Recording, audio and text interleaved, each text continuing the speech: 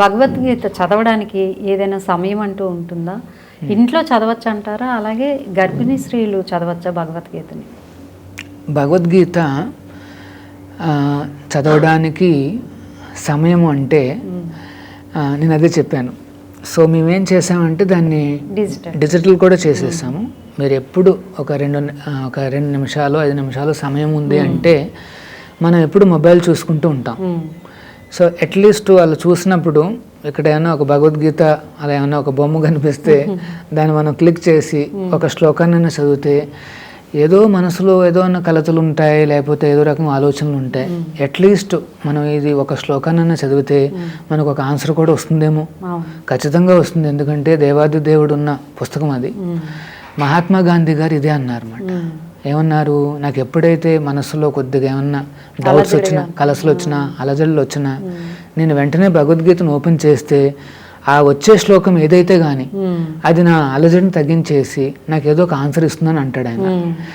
జాతిపితకుండే అలజడులు, ఆయనకుండే challenges, మనకుండే challenges చాలా తేడా ఉంది. ఆయనకి ఆన్సర్లు చిక్కుతున్నాయంటే ఇంకా మనకి ఆటోమేటిక్గా ఈజీగా మనకు లభ్యమవుతాయి అన్నమాట. సో మరి సమయము అంటే ఇంట్లో ఉంటే ఆ పుస్తకాన్ని కనుక చదవాలనుకుంటే స్నానాదులు పూర్తి చేసి దానికి చదివే ముందు ఒకసారి నమస్కారం పెట్టుకుని మనం దండం కూడా పెట్టుకుని తర్వాత దాన్ని మనం చదువుకోవచ్చు అన్నమాట, శ్లోకాన్ని చదువుకోవచ్చు. సంస్కృతంలో కూడా ఎట్లా చదవాలి అని నేను చెప్పిన పుస్తకంలో ఉందన్నమాట. భగవద్గీత యథాతథంలో ఉంటుంది.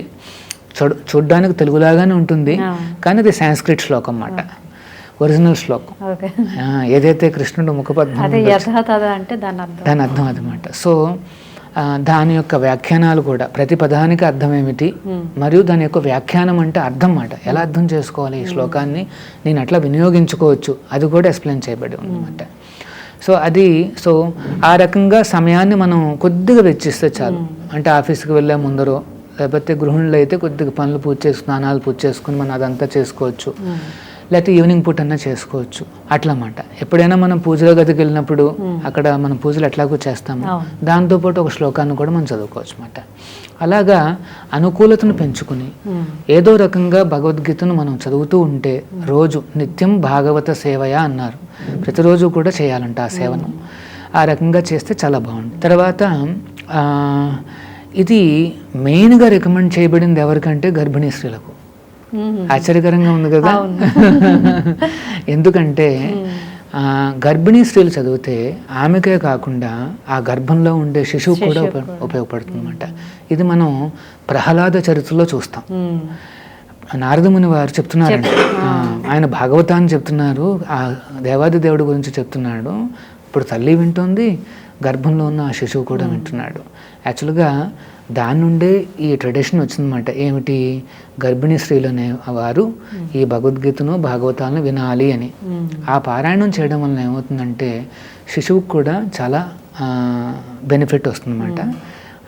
ఒక చాలా చక్కటి శుభాలు కలుగుతాయి అన్నమాట. సో ఎటువంటి సంకోచం లేకుండా తల్లులందరూ కూడా వినొచ్చు.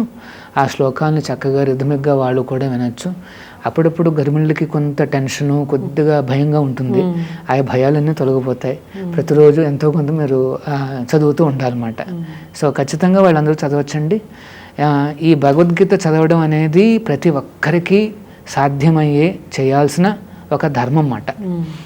దీంట్లో ఇలాగా ఏమంటారు, పురుష స్త్రీ భేదాలు కానీ, కుల మత భేదాలు కానీ, లేకపోతే ఏదో వర్గము ప్రాంత భేదాలు కానీ అంటూ ఏమీ లేవు. అందుకని ఈ పుస్తకాన్ని అందరూ చదువుతారండి. క్రిస్టియన్స్ చదువుతున్నారు, ముస్లిమ్స్ చదువుతున్నారు, జూస్ చదువుతుంటారు, బుద్ధిస్టులు చదువుతుంటారు. అందరూ చదవగలిగిన ఒకే ఒక గ్రంథం ఏంటంటే భగవద్గీత.